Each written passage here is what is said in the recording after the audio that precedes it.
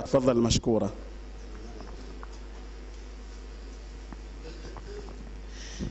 السلام عليكم ورحمة الله وبركاته. الحمد لله الذي يخضع لقدرته من يعبد، ولعظمته يخشع ويركع من يسجد، ولطيب مناجاته يسهر العابد ولا يرقد، ولطلب ثوابه يقوم المصلي ويقعد.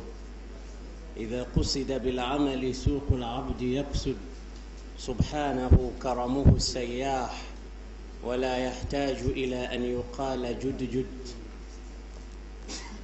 من شبه وعطل لم يرشد، ما جاء في القرآن قبلنا وما جاء في السنة فلم نردد.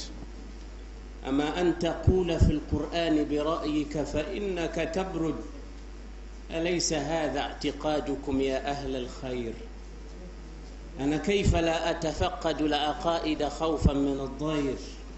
إن سليمان تفقد الطير فقال ما لي لا أرى الهدهد. أحمده سبحانه وتعالى حمد من يرشد بالوقوف إلى بابه ولا يشرد، وأصلي وأسلم على النبي الذي قيل لحاسده فليمدد، وعلى آله وصحابته خصوصا منهم عمر، خصوصا منهم أبي بكر الذي للصنم لم يسجد، وعلى عمر الذي لا زال يقوى به الإسلام ويعضد، وعلى عثمان الذي جاءته الشهادة فلم يردد، وعلى علي الذي لم يزل ينسف بسيفه زرع الكفر ويحصد. اللهم إنا نسألك أن تعمنا بفضل منك ورحمة يا أرحم الراحمين. أما بعد، ndugu Islam, wiki moja iliyopita nilihudhuria maulid katika viwanja vya Mnazi Mmoja, na nilipata sharaf ya fursa ya kupewa nafasi ya kuongea na ndugu zangu Waislamu.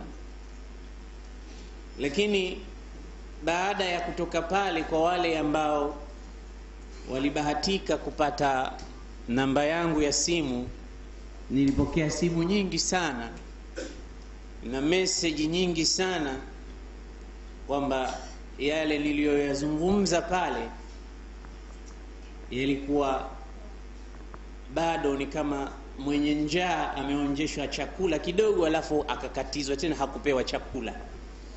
Kwa hiyo baadhi yao waliniomba kwamba niandae muhadhara nifafanue zaidi tukamana na ule umuhimu wa ile mada ambayo nilikuwa naizungumza. Kwa kweli nilipata fursa ndogo tu ya kuzungumza, lakini nilikuwa nataka kufafanua kwamba Mtume Muhammad ambaye tunamsifu kila siku, mara nyingi tunasahau kwamba Mtume Muhammad alipata msaada mkubwa, na msaada huu ulitoka kwa mwanamke. Na Muislamu anapopiga hesabu zake zote za wanadamu, basi mwanamke ampigie hesabu mara 10 kuliko anavyompigia hesabu mwanamume. Na ndio maana wenye kusema wakasema al-ummu madrasatun in a'dadtaha a'dadta sha'ban tayyib al-a'raq. Mwanamke ni chuo, ni skuli, ni madrasa ambayo kama utaiandaa madrasa hiyo, yani mwanamke huyo, wewe unaandaa generation nzima kwa sababu ya kumwandaa mwanamke mmoja. Nikasema kwamba ni vigumu sana katika hadhara za kumsifu mtume tukawa hatumtaji hata bibi Khadija, kwa sababu kule katika Qur'ani Mwenyezi Mungu ametoa mtinani hali ya juu kwa bibi Khadija. Ulama tafsiri wanasema makafiri walipomuona mtume sallallahu alayhi wasallam hapati wahi kwa muda wa wiki 2 alizoahidi, kwamba Muhammad alituambia atatupa jibu, lakini hatupi tena hilo jibu.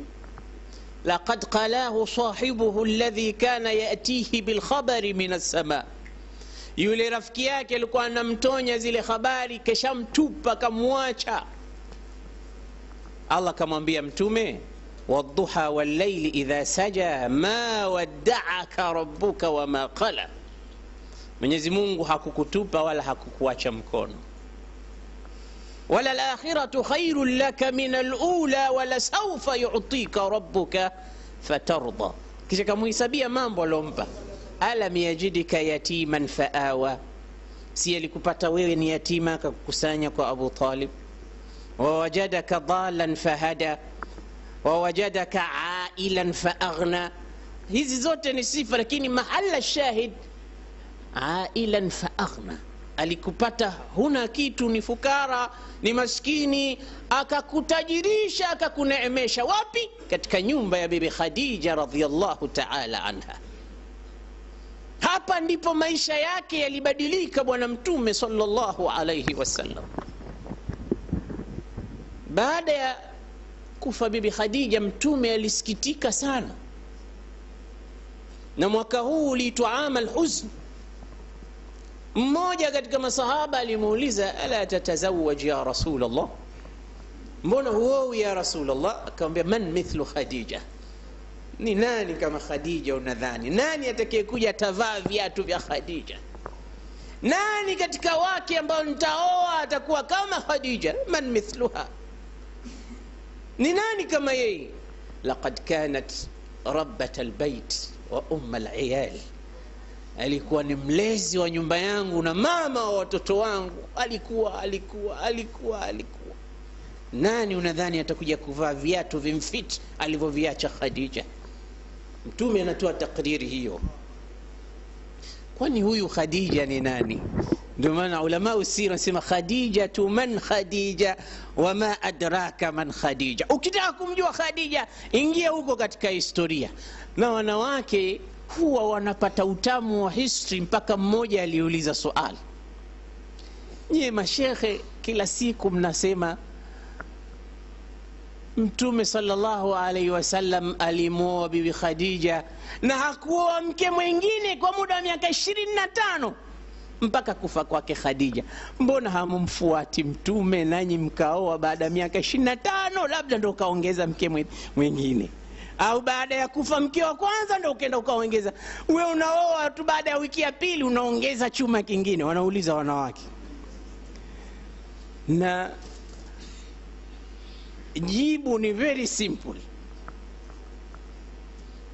Ulama usira wanasema laqad aasha an-nabiy ma'aha ay Khadija aishatan radiyatan la tasma'u fiha laghiya.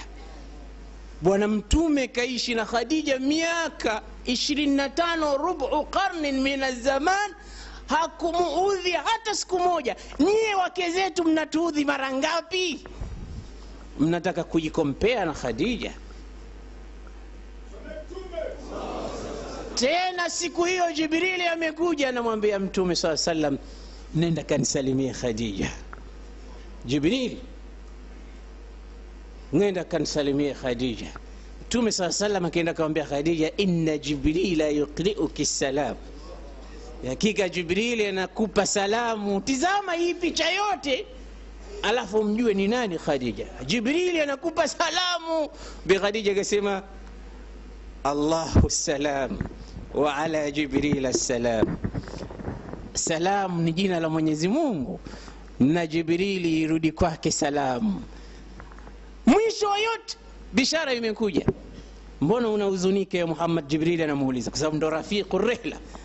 Akamwambia, nahuzunika mke wangu Khadija. Akamwambia, la tahzan ala Khadijata ya Muhammad, fa Khadijatu fil janna fil bayt alladhi la saghaba fihi wala ta'ab, baitun min qasab la nasab wala ta'ab.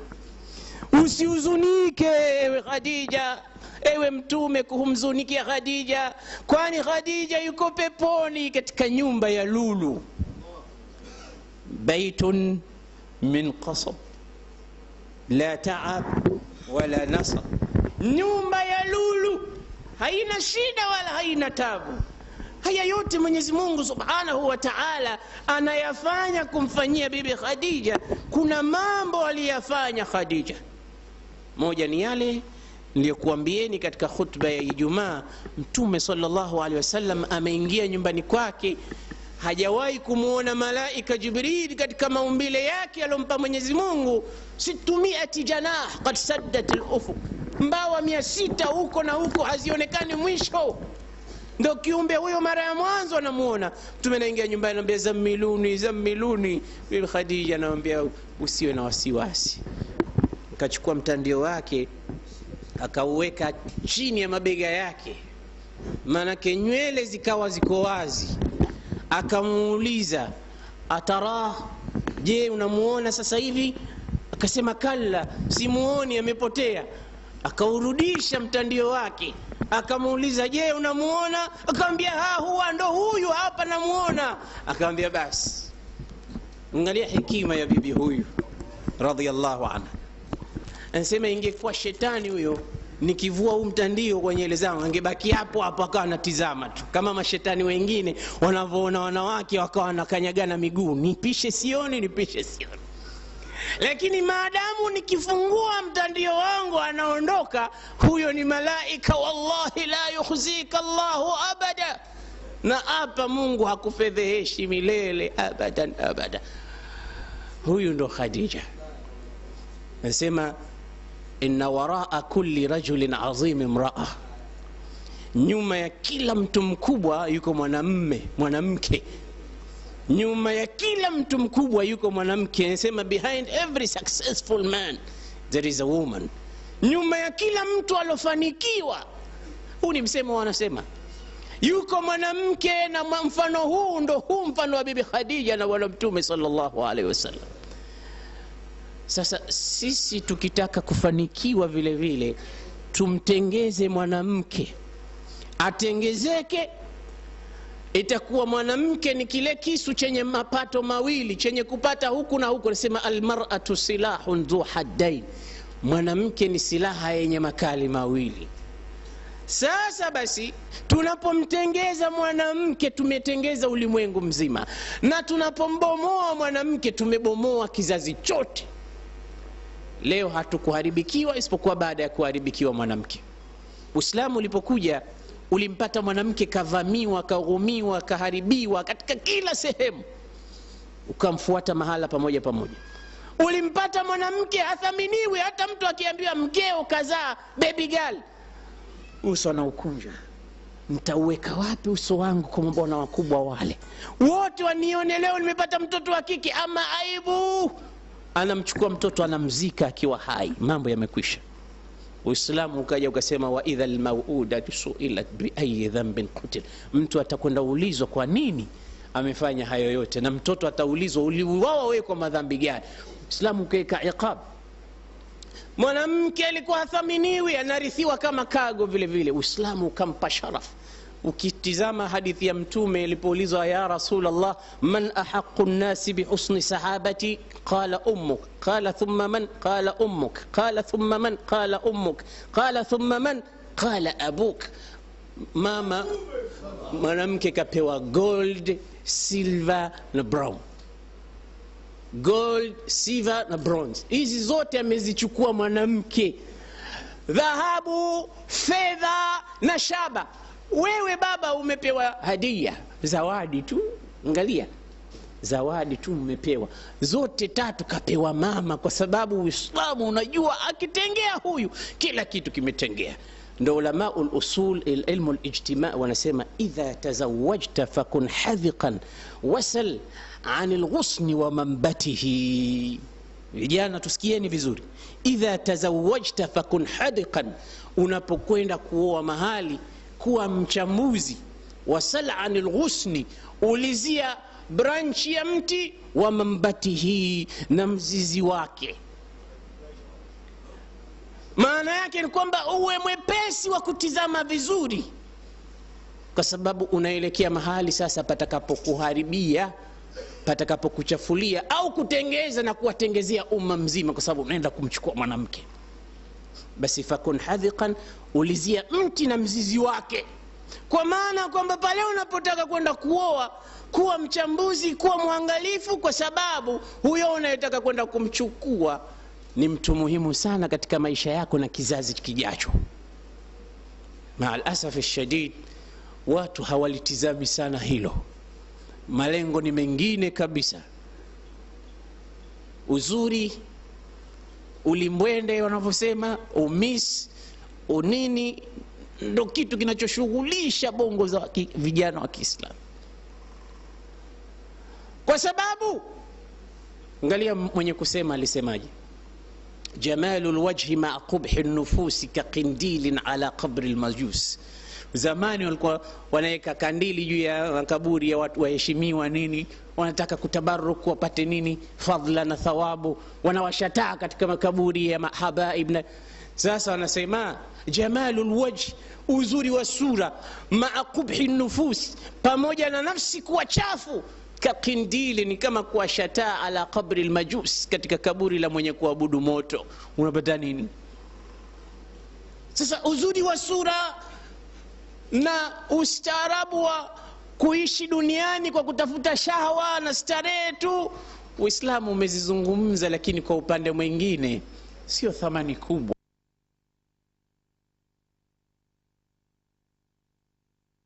Hapa tutakapoondoka kila mmoja wetu katika hizi akhlaqi chafu tutakazozitaja, basi kama si mke wangu, mke wako wewe anazo. Kwa hiyo tunaambizana tukapate kutengeza. Tabia moja katika sifa za wanawake ambao hazipendezi, al-mukhtalia, mwanamke mwenye kujiengua kila mara, mwenye kutaka kujiachisha kwa mumewe, mwenye kuomba talaka kila wakati. Na wewe jiulize, ni mwanamke gani hajafanya hilo? Kitu kidogo anakuambia leo utaniacha, tena sio moja, nataka talaka 3. Na wengine humwambia mumewe, kama huwezi kuandika mimi nitakuandikia, na baadaye nitakuachia mahala pa kutia saini, utakuja kutia saini tu basi. Huyu anaitwa mukhtalia. Kila mara anaomba nipe talaka yangu, nipe talaka yangu. Kwa maana kwamba yeye anaona kama wewe umepata bahati kubwa kukaa naye, wala hukufaa mwanamume wewe kukaa na mwanamke kama huyu. Kwa hiyo niache, kuna wengine huko watakaonithamini au watakaonipenda au waliokuwa klasi sawa na mie. Wewe umepata bahati gani? Sio tabia za Kiislamu. Tazama mwanamke mrembo katika wanawake wa Kiislamu zamani, aliolewa na bwana mmoja, sura yake haikuwa katika nafasi nzuri ya uzuri, lakini ameridhia kwa uchamungu. Yule mwanamke siku moja amekaa na mumewe katika kuzungumza, akamwambia mumewe, ya zauji ana wa anta fil janna, ewe mume wangu mpenzi, mimi na wewe tunakwenda peponi kesho. Tukiondoka hapa ulimwengu tunakwenda peponi. Mume akauliza, kulikoni? Kwa nini umesema hivyo? Akamwambia, nimejifikiria mimi nilivyokuwa mzuri wa sura, Mwenyezi Mungu Subhanahu wa Ta'ala akaja akanipa wewe mbaya wa sura, na mimi nimeshukuru na nimesubiri kwa hilo. Na wewe ulivyokuwa mbaya wa sura umenipata mimi mzuri wa sura, umefurahi na ukashukuru kwa hilo. Wasabiru washakiru fil janna, na yule mwenye kushukuru na mwenye kusubiri wote mahala pao ni peponi. Wanawake kama hawa wapo. Sasa mimi sijui nimedanganywa na nini kukubali kuolewa na wewe. Sijui hata ilikuwa kuwaje mwanamume wewe ukawahi kunioa mie. Anakutukana wewe mpaka unahisi Mungu mimi kanionea. Hapana, ni mtihani wa hawa wanawake.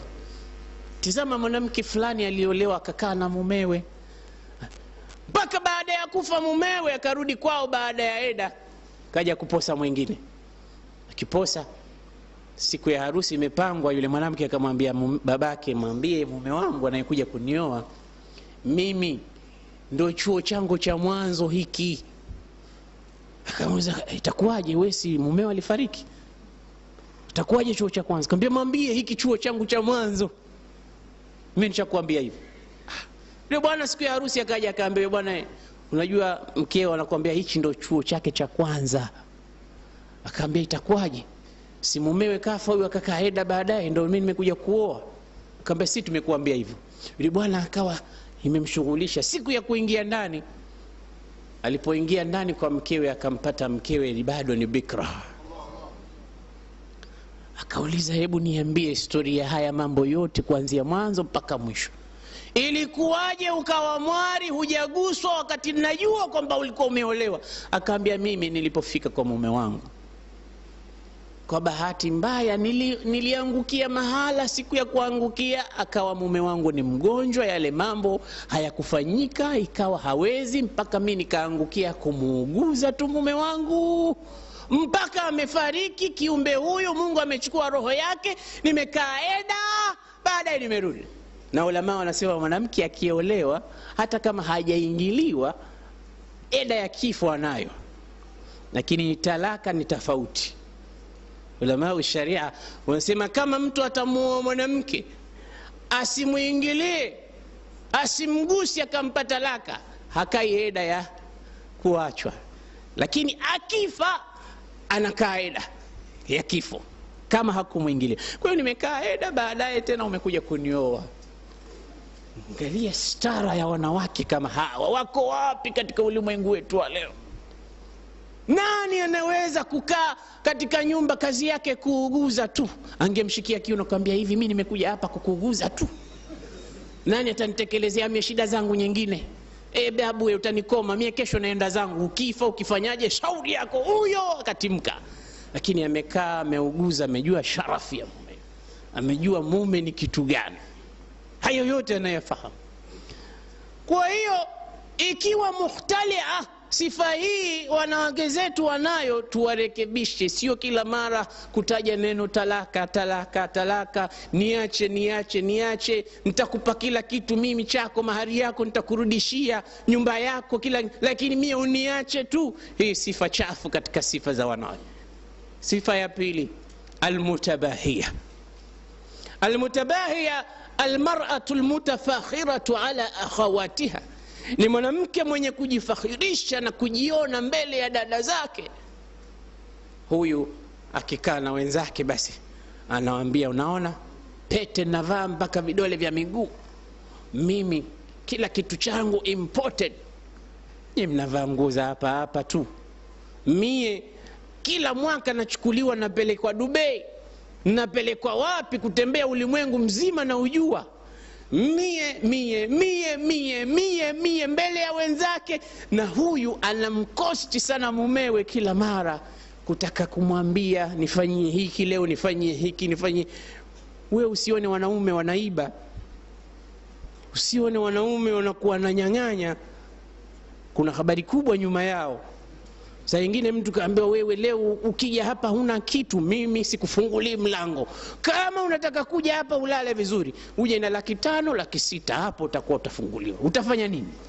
Na unampenda, unamtaka, mapenzi yametaalaka katika moyo wako. Wanawake wana mambo mengine. Subhanahu wa ta'ala anasemaje katika suratu Ali Imran? Zuyina linnasi hubbu shahawati minan nisai wal bani. Kaanza mwanzo wanawake. Zuyina linnasi hubbu shahawati minan nisa.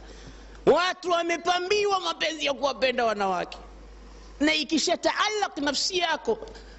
Qaisu Laila alikuwa akijifakhirisha kwa sababu anapenda. Alikuwa akipita mali wanamuita ya majnun, wanasema zadani Allahu jununan wa zadakumullahu sihhatan. Majnun, Mungu akuzidishieni afya, nami Mungu anizidishie uenda wazimu. Kama mimi kumpenda yule ndo uenda wazimu, basi Mungu aniongeze. Anajifakhirisha. Kisha naomba dua, anasema ma ladhatul aishi illa lilmajanina. Anasema yaquluna juninta, wanasema umekuwa mwenda wazimu. Faqultu lahum, nikawaambia ma ladhatul aishi illa lilmajanina, hakuna utamu wa maisha isipokuwa wanaujua wenda wazimu kama mimi. Ni penzi hilo. Kisha anasema idha ajazat aini an ru'yak wa ajaza qalbi an luqyak fa inna qalbi ruhi lan tansak. Macho kama hayakuoni Laila, hata roho kama haikugusi Laila, lakini moyo wangu hauwezi kukusahau abadan, milele. Hata siku watu walipokuwa wameenda porini, wamepata paa yule swara. Swara ni mnyama mmoja na macho mazuri, yanapendeza. Basi huyu bwana alipoona watu wamemuinda huyu paa, akaambia huyu paa muacheni, na kama hamtomwacha na kukateni vichwa vyenu. Akauliza kwa nini? Akamwambia kwa sababu macho yake yamefanana na Laila wangu. Acha nini? Watu wanaita kwa habari kubwa sasa. Kila kitu anasema kinafananisha na mpenzi wake. Mpaka huyu Sara anasema ndio, mwacheni. Wale bwana akasema si atumwache. Sisi tunaenda kuchinja tule. Akatoa upanga. Akasema kama hammwachi vichwa vyenu ni halali yangu. Wale wakafikiria maskhara, akatoa upanga akamwambia bwana chukua. Kamchukua paka akambeba kaenda naye akamwacha, alafu akamwambia nenda zako. Yule paka anakwenda zake akapiga akageuza shingo akamtizama Majnun Laila. Majnun Laila katikisa kichwa akasema ainaki ainaha, wallahi macho yako sawa sawa na macho yake Laila. Mnafanana kweli kweli. Kwa wajidu kijiduha, na hata shingo yako inafanana na shingo yake Laila. Imenyoka. Inasema siwa anna adhma saqi minki daqiq, lakini muundi wa mguu wako wewe Sara ni mwembamba wa Laila mnono hauko hivi. Hayo ni mapenzi. Mapenzi tu ya kupenda wanawake, kusema maneno kama hayo, basi na kutenda vitendo viovu vya kukaba watu ukamridhishe, vya kuibia watu ukaridhishe nyumbani, vya kunyang'anya watu maneno mazuri ya kuongopea watu wa kuamini, uende ukampe alichokitaka bibie kule nyumbani. Almutafakhira, huyo anatukosti kweli kweli, tunakwenda mbio. Utaona mtu yeye mwenyewe hadhai, ukimuuliza via bwana leo wife anataka kuvaa kadha, yeye mwenyewe hangari, kavaa viatu viwili, kimoja buluu kimoja chekundu, anakwenda mitaani vyote vinapasukia kwa kupiga mbio kumhangaikia mkewe tu. Mke wangu, kila atachoulizwa mke wangu, kila atakachoulizwa mke wangu, mke wangu, mke wangu, mpaka atakufa huyo. Ataingia kaburini, Munkar na Nakir akija kimuuliza marabuka, atasema mke wangu. Dunia wewe itakuwa mkeo mkeo mkeo mkeo bila kiasi. Almutabahiyatu, huyu mwanamke mwenye kujidai na kujigamba mbele ya wengine. Mwanamke mwenye sifa nyingine ya tatu, al-annana. Al-annana allati ta'innu kulla hin, mwanamke mwenye kutoa alama za kwamba kila mara kachoka. Ukiingia nyumbani kachoka, nataka chakula, leo siwezi, nenda pale chini ya kikapu pale kuna hivi, nataka maji ya kukoga, leo taabani malaria, nataka hivi, kila kukicha huyu mke wangu kachoka, kila siku yeye kachoka.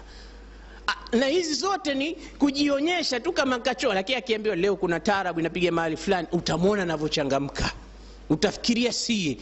Sasa kasiratul anin, mwanamke mwenye wingi wa kuchoka kila mara, kuumia kama kwamba kuna kazi kubwa kafanya, kuna kazi kubwa ambayo amefanya mchana kutwa mpaka taabani. Sifa hii chafu ya wanawake kwa ume wao waache. Sifa nyingine ya tatu, al-hannana. Al-hannana ni mwanamke ambaye zamani alikuwa ameolewa na mwanamume mwingine, alafu akaolewa na wewe. Sasa kila unachokifanya wewe, mie fulani alivyokuwa amenioa zamani alikuwa akinifanyia hivi hivi hivi hivi, mie alikuwa akinifanyia hivi hivi. Ana compare kila mara analofanywa na mumewe huyu na mumewe wa zamani. Kaannaha tahinnu ila hubbiha almadi, kana kwamba analihitaji lile penzi lake la zamani lililopita. Ukimgusa huku asema fulani alikuwa ananigusa huku, ukimfanyia hivi fulani akinifanyia hivi. Al-hannana, kila mara yeye anatoa habari zilizopita tu, alikuwa fulani hivi, alikuwa fulani, katika tabia chafu kweli kweli. Yule mume ulikuwa naye mpaka atakuwa tena anaoneka, mimi basi nitakuwaje, nitafanya nini mimi mpaka mwanamke huyu aridhike? Ninachokifanya fulani alikuwa akifanya hivi, kila wiki akinitoa shopping, wewe mwezi mzima sasa hivi hunipeleki popote. Ramadhani alikuwa akinifanyia hivi, wewe hunifanyii chochote. Alikuwa akininunulia hiki, wewe hujaninunulia chochote. Sasa uwezo wao hawa watu ni tofauti. Usitake yale walikuwa unafanywa kule ufanywe kama hayo hapa. Aje aje pale mwanamke akiwa na adabu na heshima, anajua yale ni maisha mengine yamepita na haya ni maisha mapya. Na wengi katika wanawake huvunjika ndoa zao kwa sababu ya haya. Anataka kuishi katika yale maisha yale kana kwamba bado yuko katika ndoa ya mwanzo. Anasahau kwamba sasa hivi niko katika under new management. Hii ni management nyingine. Sasa ujichuni wewe, ujipeleke, ufanye adjustment, uishi kama vile ambavyo bwana wa nyumba ile anataka. Alhanana. Hata saa nyingine watoto anafarikisha kati ya watoto wa mume huyu na watoto wa mume mwingine. Watoto hawa ana penzi lake analowapenda na watoto wale ana penzi lake anawapenda. Anajaribu kupotea njia katika tarbia ya malezi kama haya. Mwanamke huyu vile vile anashughulisha sana na ndoa yake, mara nyingi inakuwa haidumu tena. Ataondoka pale, atakwenda kuolewa na mwingine, na kule atakompea na yule. Ikawa we kazi yako kila siku kukompea tu life ya yule na huyu, utaki kuisha maisha yale ambayo umejaliwa kuishi. Kisha sifa nyingine, almanana. Almanana ni mwanamke mwenye msimbulifu. Kila anachokufanyia wewe anasimulia. Mwanamume mwenyewe hata kuvaa ulikuwa hujui, mie ndo nilokufundisha. Ulikuwa mshamba umeisha kazi, leo tumefika hapa, mie unandharau hivyo. Na akiwa na mali ndo kabisa.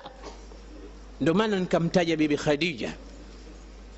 Bwana Mtume alipokaa na mkewe bibi Aisha, akawa anamsifu Khadija. Bibi Aisha akahamaki siku hiyo, wivu kama, ya Rasulullah, kila kitajwa mwanamke unamtaja Khadija. Ma kana illa ajuza, ilikuwa ni kizere tu, shadaqul fam, mdomo umekuwa hauna meno, mwekundu. Bi Khadija huyo, mapengo, hana meno. Leo Mungu amekuletea mtoto mdogo mbichi kama mimi Aisha, bado tu namtaja Khadija. Wivu tu huo. Bwana Mtume sallallahu alaihi wasallam akahamaki, akasema wallahi ma abdalani Allahu khairan minha, hajanipa Mwenyezi Mungu mwanamke bora kama Khadija. Laqad a'tatni malaha yawma haramani an-nas, alinipa mali yake siku watu waliponinyima. Wa a'tani Allahu minha waladan, Mwenyezi Mungu amenipa watoto kutoka kwake. Amanat bi yawma kafara bi an-nas, aliniamini siku watu waliponikufuru. Kataja mahasi. Hata siku moja bi Khadija akumwambia Muhammad, nilikufanyia hiki, nikakufanyia hiki, nikakufanyia hiki. Na mali yote alimwekea mikononi mwake baada ya kumuoa. Miaka 25 Bwana Mtume anakwenda zake Syria kwa kutumwa na bibi Khadija, kisha anapewa na mali. Yeye mwenyewe akasema nioe, kisha mali yake yote akasema ninaiweka mikononi mwako ya Muhammad, fanya unavyotaka kufanya. Lakini hawa wetu hawa, awe amekuzidi kidogo tu, amekufanyia kitu kidogo tu, basi itakuwa ni magazetini, mahala popote habari zako ziko kule. Mwanamke yule, mwanamume yule kadha, mwanamume yule kadha, gari zote zile nimempamie, nguo zile nimemnunulia mie. Na mara nyingine anaweza kukuvua kila kitu alichokununulia, akakunyang'anya kila kitu alichokupa. Anasema almanana, msumbulifu, mwenye kusimbulia mema yake aliyoyafanya. Na Qur'ani imetukataza la tubtilu sadaqatikum bilmanni wal adha. Uislamu, msibatilishe sadaka zenu. Sadaka unayoitoa usibatilishe kwa masimbulifu ya kutaja fulani, ile koti lake lile mimi ndo nilompa, na ile kofia alikuwa anang'ara siku ile, mimi ndo nilompa, na ile gari la mimi ndo nilompa, na hata yule mke yule mimi ndo nilomtafutia. Kila kitu wewe. Usibatilishe, maana unaibatilisha thawabu zake unazikosa. Wanachuo nasema rubba amalin saghir yukabbiruhu an-niyya wa rubba amalin kabir yusaghiruhu an-niyya. Uenda ukafanya amali kubwa lakini ikadogoshwa na nia, na uenda ukafanya amali ndogo lakini ikaboreshwa ikawa kubwa ikatukuzwa na nia. Nia yako nini ndio kinachotazama. Sifa nyingine ya mwanamke asiyofaa, an-nashiz. Mwanamke nashiz allati kharajat min ta'ati zawjiha, ni yule ambaye hamtii mumewe, hana taa ya kumtii mume wake. Na bwana Mtume SAW anasema lau kuntu amiran ahadan an yasjuda li ahadin la amartu almar'ata an tasjuda li zawjiha, ingelikuwa naweza kumwamrisha mtu amsujudie kiumbe mwenzake, basi ningemwamrisha mwanamke amsujudie mume wake. Lakini unaweza kuona katika nyumba mwanamme akimwamrisha jambo mkewe, basi anasema kwa kinywa kipana, sitaki, sifanyi, na njaa mie mke wangu, kwani unauliza chakula tu hapa hotelini hapa? Kwani upajui wewe hotelini? Mke wangu, tunatoka mbali mimi na wewe. Mbali wapi? Basi tumefika, kila mmoja ashike njia yake. Mke wangu, mbona hivyo? Mimi ndo mumeo. Mke anakuambia mimi ndo mumeo hapa, unafanya ninachotaka mimi ukifanye. Nashiz anaitwa, na Qur'ani imemzungumza mwanamke huyu. Angalia na hekima zake. Mwenyezi Mungu anasema wallati takhafuna nushuzahunna fa'idhuhun.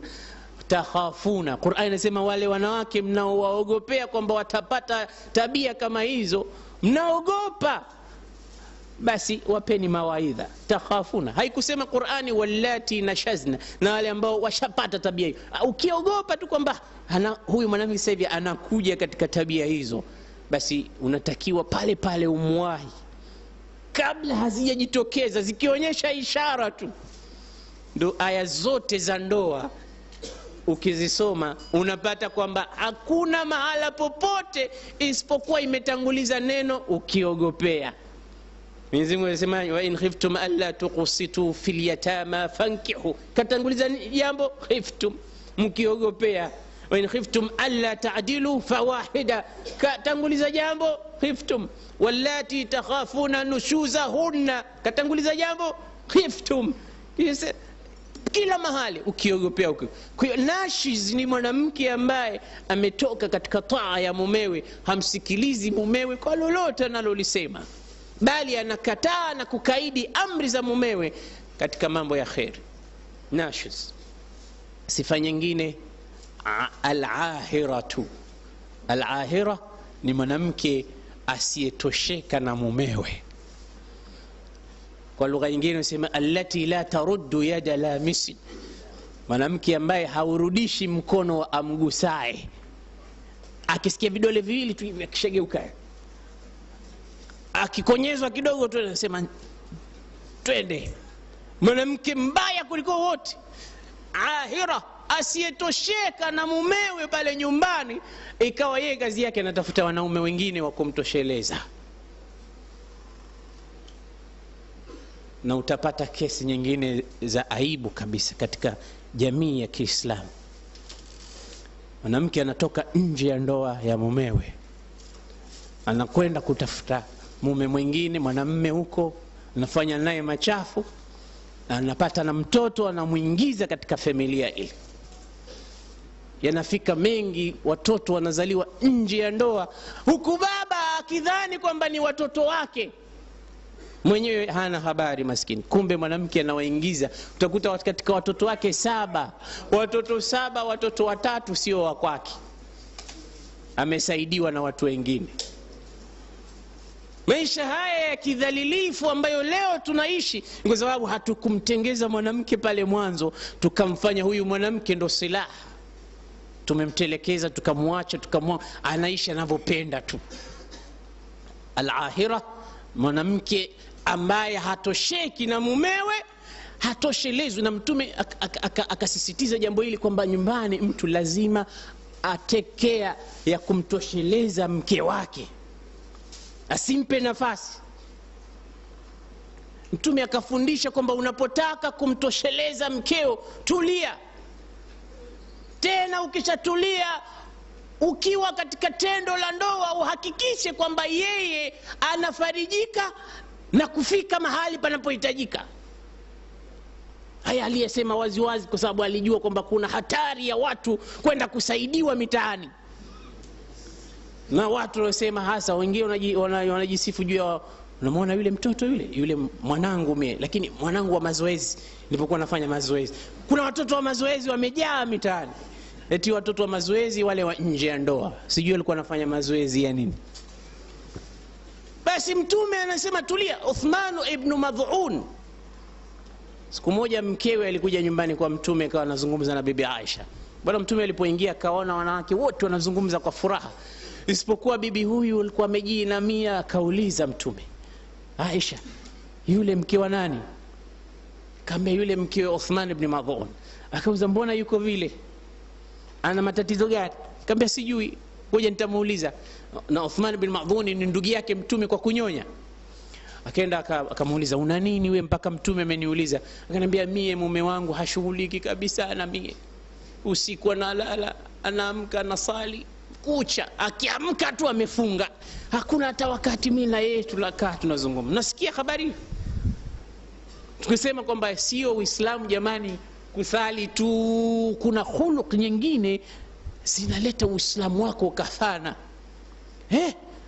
Sema usiku anaamka anasali, mchana amefunga. Yeye ana habari kwamba njoo mke wangu kidogo tunazungumza, tunacheka, tunafurahi, unataka nini, nikufanyie kitu gani?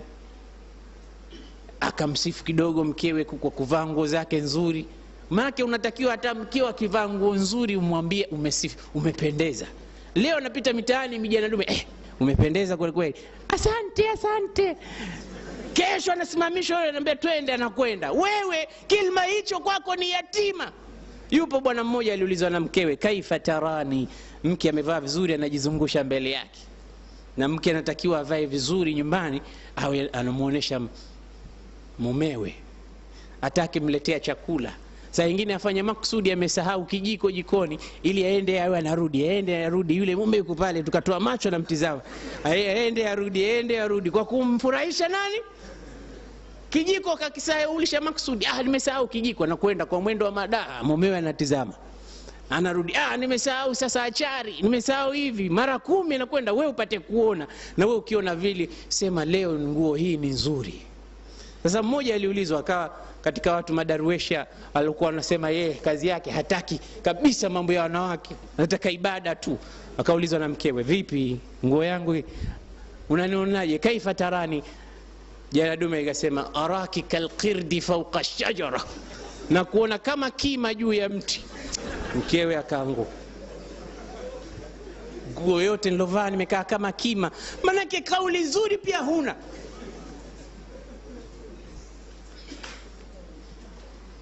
Msikilize mmoja alikuwa akimsifu mkewe alipoulizwa, atuhibuha, unampenda mke wako? Akasema, naam uhibbuha. Ma huwa mada hubbika la, ebu tupe mapana na marefu ya mapenzi yako kwa mkeo, unampenza kiasi gani? Akasema, qalbuha qalbi wa qalbi qalbuha, ruhuha ruhi wa ruhi ruhuha, roho yangu ni yake na yake ni ya kwangu, moyo wangu ni wake na wake ni wa kwangu. Anasema, wa ana wahiya ruhun wa qalbun wahidun, hasbuha hasbi wa hasbi hasbuha, na mimi na yeye ni roho moja na moyo mmoja. Kinachomtosha yeye kinanitosha mimi, kinachonitosha mimi kinamtosha yeye. Laitani ungesema maneno kama haya, mkeo angefurahika. Sasa umtosheleze. Mtume sasa akaambiwa, huyu mumewe anaswali kucha, anafunga kutwa. Mtume siku hiyo akamwandama Uthman ibn Mad'un, akamuuliza, ya Uthman, labbaika ya Rasulullah, wewe kigezo wako ni nani? Akamwambia, anta ya Rasulullah, wewe ndo kigezo changu. Akamwambia, basi tufuate sisi tunavyofanya. Akamwambia, nakufuata ya Rasulullah unavyofanya. Mtume akamuuliza, ataqumu al-layl, je usiku unasimama unasali? Akamwambia, naam ya Rasulullah, hiyo ndo kazi yangu. Mtume anataka kuhakikisha kumbe ndo kweli. Sasa akamchukulia hekima, akamwambia, kuwa mimi ndo kigezo chako. Akamwambia, nakufuata. Usiku unasali? Akamwambia, naam ya Rasulullah. Atasumu nahar, na mchana unafunga? Akamwambia, naam ya, hiyo ndo kazi yangu ya Rasulullah. Akamwambia, la tafal, basi nakwambia usifanye hivyo. Sio kila siku. inna libadanika alayka haqqan wa inna libatnika alayka haqqan wa inna lizawjika alayka haqqan fa'ati kulli dhi haqqin haqqahu. Kila kitu kina haki yake Uthman. Wewe huo mwili wako wenyewe unahisa, unatakiwa ufanye ibada alafu upumzike. tumbo lako linahisi ukifika wakati unatakiwa ulipe haki yake, na mkeo nyumbani ana haki yake, naye umpe haki yake. Sio unasali kucha unafunga kutwa. Akamwambia mimi je, anasema ana atqakum wa akhshakum lillah, mimi ninamcha Mungu na muogopa kuliko nyote, walakinani asumu wa uftir wa usalli wa arqud wa atazawwaju nisa, mimi nafunga nakula nasali nalala na naoa wanawake. Mifano hii inakuonyesha Bibi Aisha anakuwa katika haidh. Zamani Mayahudi mwanamke akiwa katika haidh wanasema asisogee kabisa nyumba hii aione paa, anajenga kibanda huko mpaka atahirike. Akimalizika kutahirika ndo anakuja, anambia tayari umeshakuwa msafi, sasa njoo. Uislamu la, mtume anakaa na mkewe anamnywesha maziwa. Kile chombo cha maziwa anapokunywa Bibi Aisha, mtume anaweka mdomo wake pale pale alipoweka mkewe siku za haidh. Anafundisha nini? Kwamba mimi sidhuriki na haidhi yako, wala hujawa mchafu wewe kwa sababu hiyo, na nataka kumrufaisha maanawia, amuone kwamba mimi nakuthamini sana wewe. Kisha anakunywa na yeye. Kaambia ya Rasulullah, mimi niko mchafu. Kaambia haidhatuka laysat fi yadik, hedhi haiko mikononi. Mifano hii kama Waislamu wanaichukia, wanaichukua, wanaifanyia kazi, wakaona mifano bora ya Mtume Muhammad sallallahu alaihi wasallam.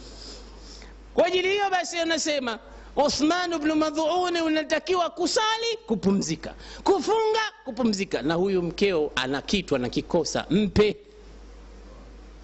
Akasema naam ya Rasulullah, nitafanya hivyo. Siku ya pili yake Mtume anaingia pale ndani, yule mwanamke amefurahi, anacheka na wenzake. Akamuuliza Bibi Aisha, mbona leo umekuwa hivyo? Akasema wajadtu ma yajidu an-nisa, nimepata kile wanachokipata wanawake wenzangu, kwa sababu amemshughulikia vizuri wakati ule. Sasa wewe mwache mkeo mwezi mzima. Wallahi alazim, wapo wanawake, mimi napokea kesi nyingi, anasema mwanamke mmoja, mimi na mwezi wa 3 mume wangu hajanigusa. Mwezi wa 3 mume wangu hajanigusa. Sema naye, zungumza naye. Haya, mwezi wa 3 mwanamke hujamgusa, unatarajia nini? Na wewe unakaaje miezi 3 bila ya hivyo shughuli hiyo kupitika? Matatizo haya Waislamu, na sijui mwisho wake ni wapi. Kwa hiyo al-ahira mara nyingine inasababishwa mwanamke na wanaume wenyewe. Miezi 3 hujamgusa, unatarajia nini? Sifa nyingine chafu katika sifa hizo za wanawake, baada ya nilizozitaja, al-barraq. Mwanamke mwenye sifa hii ni yule mwenye kung'ara anapotoka kwenda katika shughuli zake, lakini akiwa nyumbani kwake sifa hii haipo. Al-barraqa anamemetuka na kung'ara. Hapa chavu moja limepaka rangi zaidi ya 10, na lingine vile vile. Akikaa kioni huyo dakika 45 anapaka podari tu. Akitoka hata mumewe anamsahau njiani, yule mke wa nani yule, kumbe wa kwake.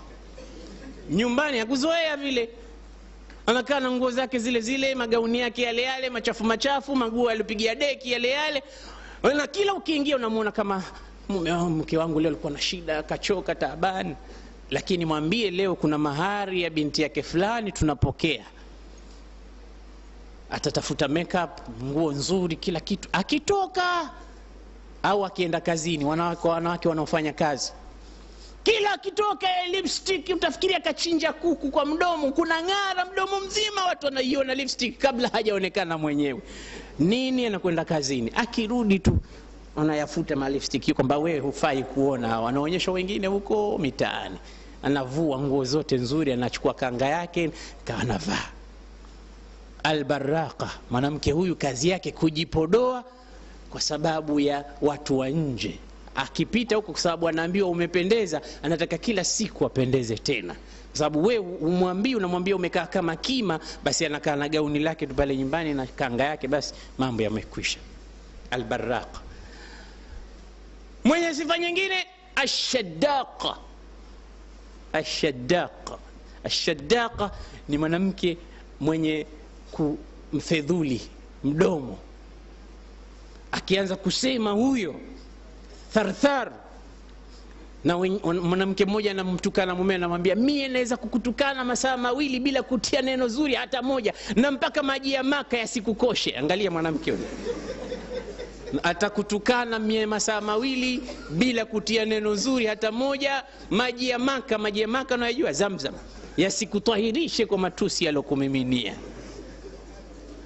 Akianza huyo mwanamke huyo ndo anaitwa ashadaqa. Tena kwa nini ameitwa ashadaqa? Kwa sababu akianza kuzungumza ule mdomo anaubebedua na upeleka huku na huku. Ziko njia fulani za mazungumzo, akizungumza utajua huyu mwanamke huyu ni katika wale alowasema Bwana Mtume sallallahu alaihi wasallam.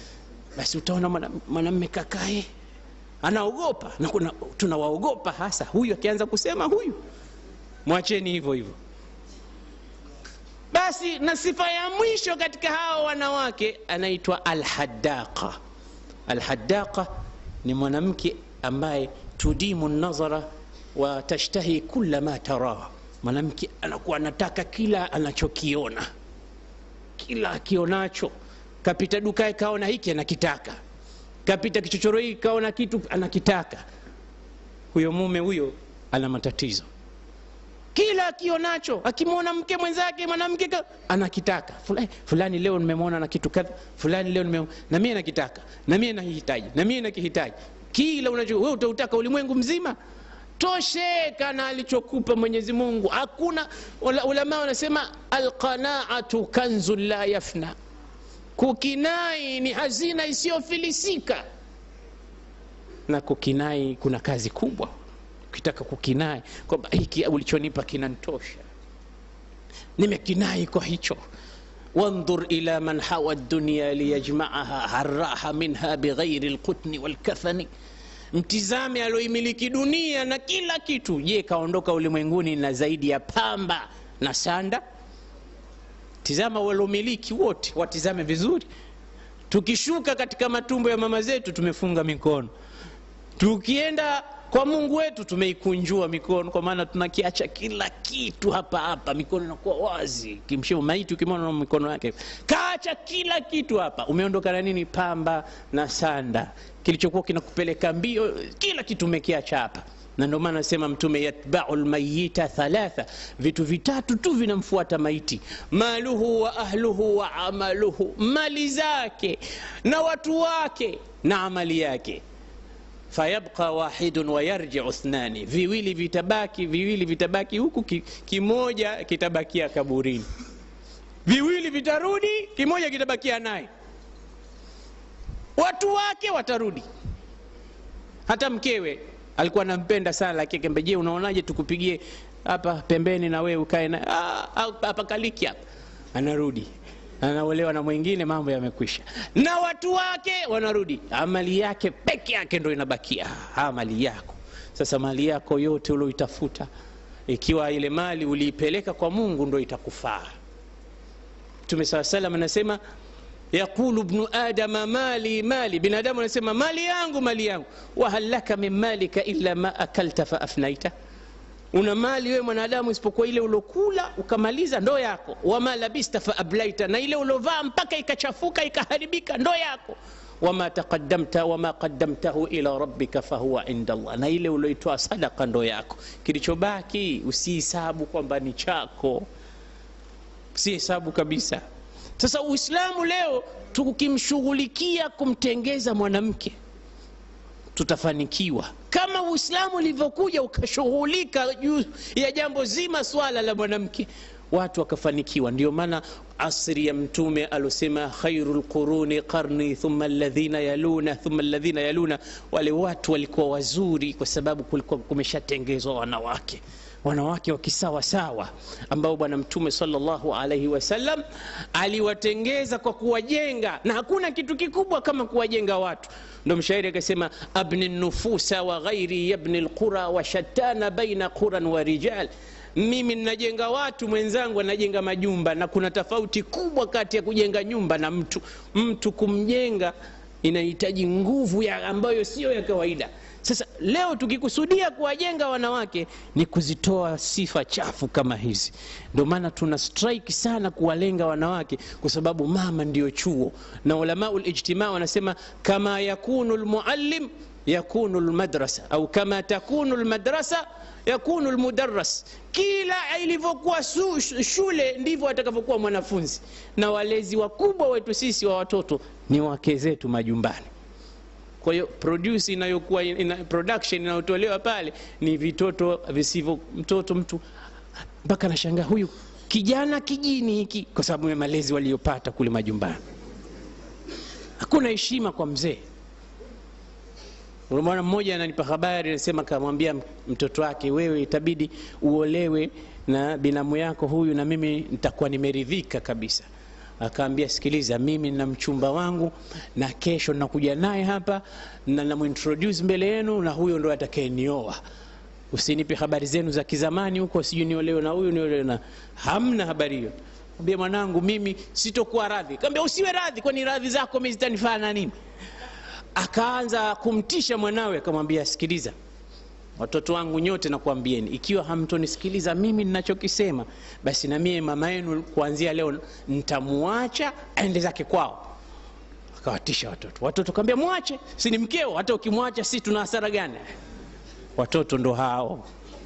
Baba anatisha, anasema atamwacha mama yao, anasema muache, si mkeo, sisi tutapata hasara gani? Na kweli utamwacha mkeo bure, mitoto iko pale pale.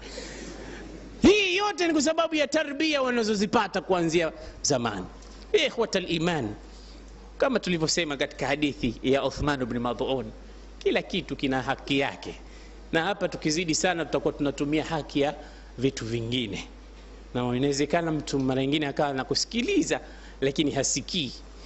Ndio maana zamani shekhe mmoja alikuwa anadarsisha, sasa alikuwa anadarsisha awsaful janna, sifa za peponi. Mwisho akawauliza, man minkum yuridu dukhula aljanna, nani kati yenu anataka kuingia peponi? Watu wote kanyosha mikono, mmoja hajanyosha mkono. Watu wakamtizama, ina maana huyu hataki kwenda peponi. Kisha akasema sifa za moto, akauliza, man minkum la yuridu dukhula an-nar, nani hataki kwenda motoni? Wote wakanyanyua mikono. Yule hajanyanyua tena. Shekhe akauliza, hebu muulizeni, peponi hataki kwenda na motoni hataki kwenda, muulizeni hataki kwenda wapi? Akaulizwa, wewe bwana unataka kwenda wapi? Anasema, mimi nataka kwenda nyumbani. Maana yake huyu shekhe anazungumza tu hapa, mimi sitaki kwenda peponi wala motoni, mimi nataka kwenda nyumbani. Sasa kwa hiyo wasije wakawepo hapa watu wanataka kwenda zao majumbani wakaona tunawazuia. Kwa hii leo itakuwa imetosha, na inshallah wakati wa Maulid tutakuwa pamoja tena. Wajazakumullahu khairan ala husni isma'ikum. Wassalamu alaykum wa rahmatullahi wa barakatuh. Wa alaikum salam wa rahmatullahi ta'ala wa barakatuh. Naam, ratiba sasa hivi ni nafasi ya amiri wa taasisi ya Masjidi Mwenye Mkuu atoe shukrani. Sheikh Manzi, falyatafadhal. Kabla sijatoa shukrani, kwanza tulikuwa na utambulisho waliohudhuria, na nikasema hatuwezi kuwamaliza wote, lakini niwachukue kama watatu. Pia hapa tunaye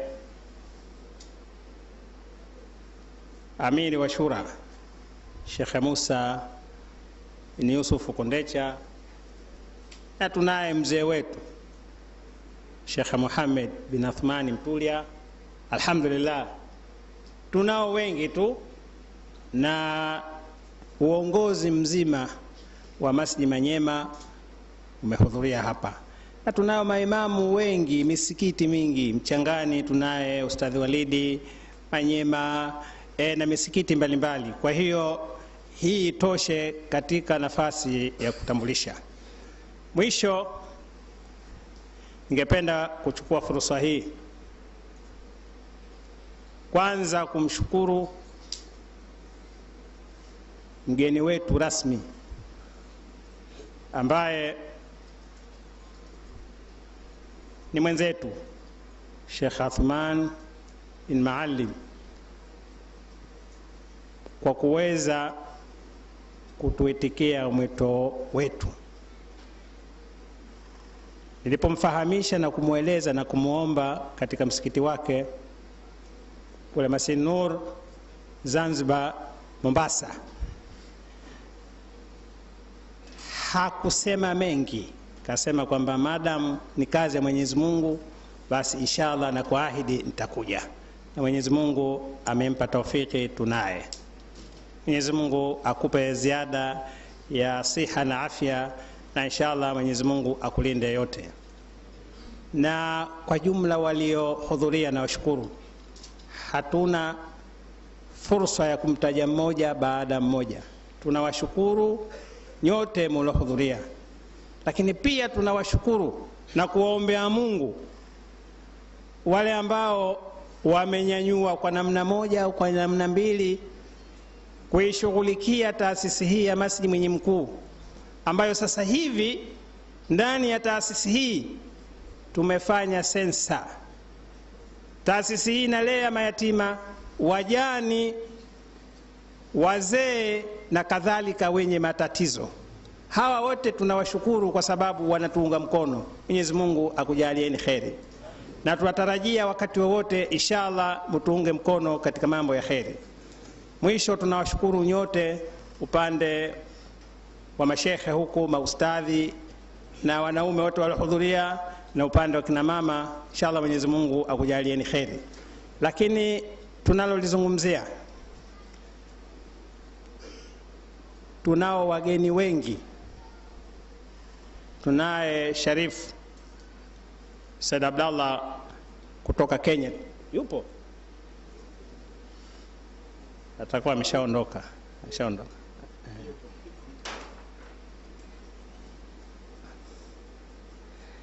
Utoe salamu, utoe alafu au utoe salamu kwa niaba.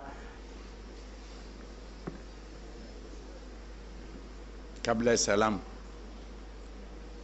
Qur'ani iliyosoma sema wa kulla shay'in fassalnahu tafsila.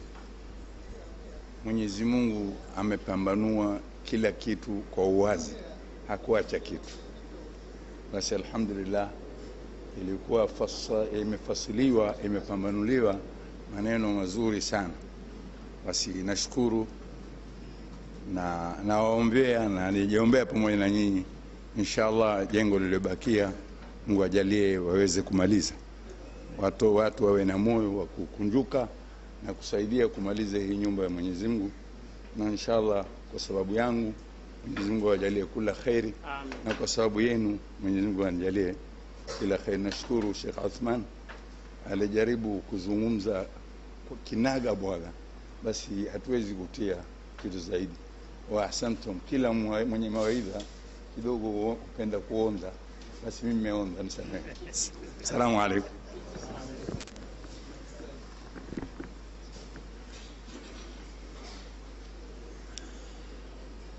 Kwa hiyo alhamdulillah, mgeni wetu ametusalimia kutoka Jamhuri ya Kenya, Al-Habibi hapa Sharif.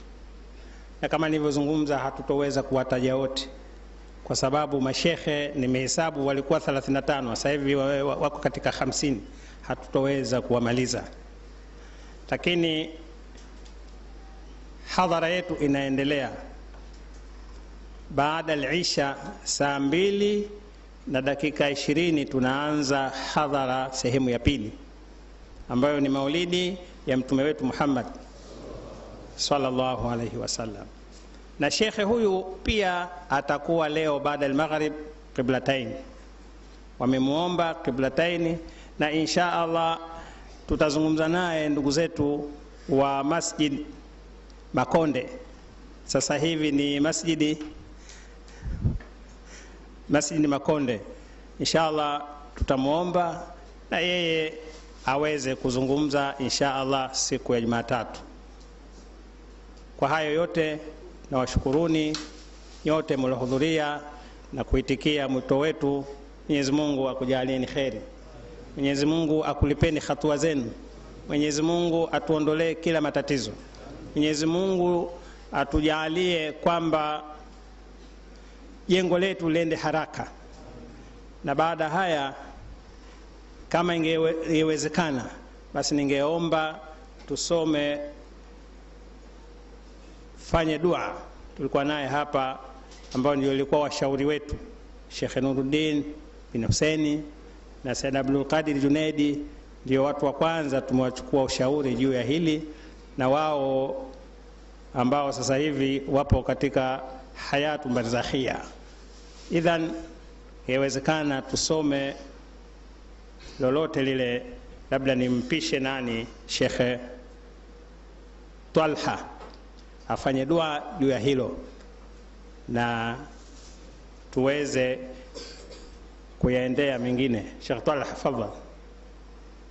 Dua. Sheikh Mahmud bin Sheikh Nuruddin anasema tumpe Al-Habibi Sharif ili afanye dua hizi. Talha al-Fayyad umempatia al-Hawari Zubair.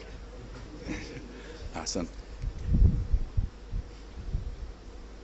يا مدبر الأسباب يا خير تواب افتح لنا الأبواب بالفضل يا الله وانظر إلينا وتب علينا واملأ يدينا من بركة الله.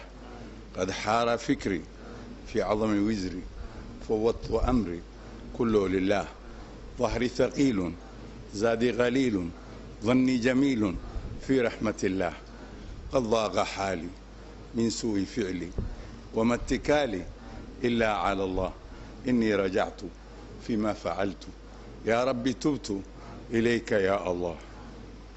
صلي وسلم على محمد آل وصحب وكل عابد والمتحابين مثلنا في محبة الله. Mwenyezi Mungu jalie kheri na baraka. Mwenyezi Mungu zidishe baraka katika nyumba yako takatifu. Basi kwa uwezo wako na upendo wako, kwa kuomba uambie hii kazi hii iendelee chini ya amruhu baina al-kafi wan-nun. idha aradta shay'an qulta lahu kun fayakun. Fasubhana alladhi biyadihi malakutu kulli shay thumma ilayhi turja'un. Kila haja ina shari, waiweke siri, ivunde yake dhamiri asiweze kusimama. Kila haja ina khairi, waijua yake khairi, itilie nguvu khairi, khairi na ishinde shari. Kila haja ina baa, waijua yake balaa, ivunde yake paa asiweze kutambaa. Inshallah msikiti ya mwenye mkuu na mambo yake yawe makuu na mijengo iwe kuu, na sisi tutie pamoja na watu wakuu inshallah taala ma ibadika salihin. Maandalizi inshallah mliofanya ni mazuri, na nyinyi sote ni watu wema, tumevumilia muda mashallah. Mungu azidishe baraka katika hii muda inshallah taala. Matatizo yetu tulionayo sote Mwenyezi Mungu atuondolee na baraka tuzidishie ya Rabbi. Mwegabuli kwa jaha, kwa heshima ya Rasuli, na kikao kizuri, mavazi mazuri, nyuso nzuri, kofia nzuri, msikiti mzuri, Talha wetu mzuri, na mwenye kuongoza mzuri, na wote ni wazuri. Umeona Sheikh Athmani wa mwalimu mzuri. Inshallah tufanyie mambo yote yawe mazuri ya Rabbi. Ukubali amali zetu, kitendo chetu kichache utukubalie, na utusamehe makosa yetu yaliyo mengi. Wama asabakum min musiba fabima kasabat aydikum wa ya'fu an kathir. ربنا تقبل منا اليسير وسامحنا في الكثير إنك على كل. اللهم نسألك إيمانا ثابتا وقلبا خاشعا ويقينا صادقا وبدنا سالما ولسانا ذاكرا وعلما نافعا وختما حسنا. Mwenyezi Mungu atujalie nyoyo zetu ziwe kunjufu na ziwe nyepesi kwa kuchangia msikiti huu na misikiti ingine na mambo ya khairati yote. Tujitolee. Sadaka huongeza haipunguzi, sadaka huzidisha haipunguzi. Basi mimi na nyinyi inshallah, mimi nawachangia dua, na walionayo wachange dua pamoja na kitu, lakini sote tukitoa dua haijengeki, nataka wengine watoe nao. Sallallahu alaihi wasallam. Na miongoni mwa tuliombea dua ni watatu tulikuwa tunafanya naye ushauri mwanzo, almarhum Sheikh Khamis Meno ambaye pia ni mmoja katika wazee wetu waliotangulia mbele ya haki.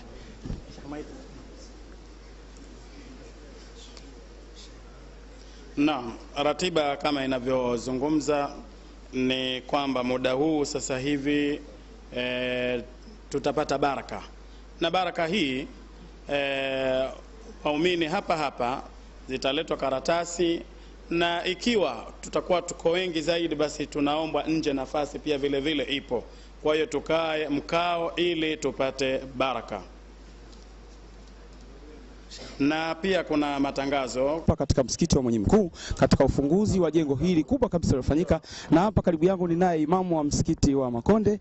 Labda tupe kidogo unasemaje hutuba ya leo ilivyotolewa hapa na shamla na jinsi palivyochangamka, sijui unasemaje?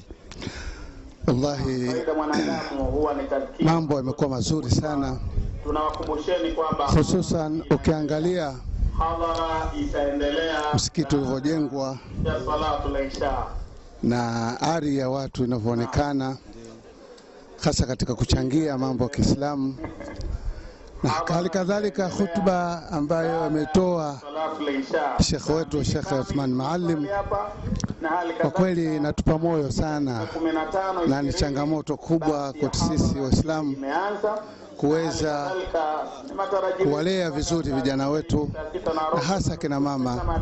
Na kwa upande wa kuimarisha misikiti yetu, kwa kweli imetupa changamoto kiasi kwamba Waislamu sasa wamepata nguvu, yani kuendeleza mambo ya Kiislamu. Na mandhari ya msikiti unaonaje? Naona ni msikiti huu hapa Magomeni, unaonaje namna ulivyotengenezwa? Ni wa kisasa au unasemaje? Kusema kweli msikiti unaonyesha sura nzuri sana, na hii inatupa tamaa kwamba inshallah katika siku zijazo mambo yatakuwa mazuri sana kuliko hivi. Basi asante sana na kushukuru sana, Mwenyezi Mungu atujaze kila kheri. Na inshallah hivi ndivyo ilivyo katika ufunguzi wa jengo hili la msikiti hapa Mwenye Mkuu. Kwa kweli watu ni wengi sana, na jambo ambalo limekusanya watu wengi, pana masheikh hapa kutoka sehemu mbalimbali za mkoa. Kijana unaitwa nani jina lako? Zima. Tukiendelea na harakati basi nafikiri ni washukuru sana. Ni mimi mtangazaji wako Dr. Rashid Pilingo kutoka hospitali ya tiba za Kisuna katika eneo la Kigogo, Dar es Salaam. Nilikuwa mimi na mpiga picha hapa bwana Swaimu Gwao, ambaye yeye ni mtu ambaye anarekodi hizi filamu pamoja na mikanda mbalimbali ya video, DVD, VCD ambazo zinapatikana katika msikiti wa Mtoro katika jiji la Dar es Salaam. Kwa watu ambao wanahitaji kaseti hizi na DVD na CD mbalimbali, basi wafike katika msikiti wa Mtoro katika duka letu. Piga simu namba 0713 471090 0713 471090 kwa mahitaji ya kaseti mbalimbali za Kiislamu pamoja na kanda mbalimbali za mihadhara iliyofanyika nje na ndani ya Tanzania.